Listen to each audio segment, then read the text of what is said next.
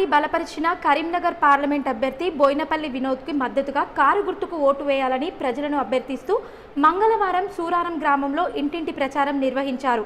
ఈ సందర్భంగా పిట్టల మహేందర్ మాట్లాడుతూ బీఆర్ఎస్ ప్రభుత్వ హయాంలో జరిగినటువంటి అనేక సంక్షేమ పథకాలను ప్రజలకు వివరిస్తూ ప్రస్తుతం ఉన్న గవర్నమెంట్ ఉద్దర హామీలు ఇచ్చి అధికారంలోకి వచ్చిందని, కళ్యాణ లక్ష్మి పథకం ద్వారా ₹1,00,000తో పాటు తులం బంగారం ఇస్తామని నమ్మబలికి, అలాగే కరెంటులో కోతలు 200 లోపు యూనిట్లు ఫ్రీగా గృహాలకు ఇస్తామని హామీ ఇచ్చి కొంతమేర అమలు చేసి పూర్తిగా గృహాలకు అమలు చేయలేదని ఆగ్రహం వ్యక్తం చేశారు.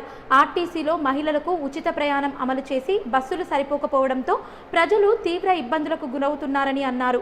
ఇంకా బస్సులు పెంచి ప్రజలకు ఇబ్బందులు కాకుండా చూడాలని ప్రభుత్వాన్ని డిమాండ్ చేశారు. గ్యాస్ బండకు మీరు ఇచ్చిన హామీ ప్రకారం 500 సబ్సిడీ మినహాయించి డబ్బులు తీసుకోవాలని ప్రభుత్వానికి విజ్ఞప్తి చేశారు. ఇప్పటికైనా ఇచ్చిన హామీలను నెరవేర్చాలని ప్రభుత్వాన్ని డిమాండ్ చేశారు. కాంగ్రెస్ ప్రభుత్వ అసమర్థత పనితీరును ప్రజలకు వివరిస్తూ బీఆర్ఎస్ పార్టీతోనే తెలంగాణ ప్రజలకు న్యాయం జరుగుతుందని, కారు గుర్తుకు ఓటేసి వినోదన్నను భారీ మెజార్టీతో గెలిపించవలసిందిగా ప్రజలను కోరుతూ ప్రచారాన్ని ఉధృతంగా నిర్వహించారు.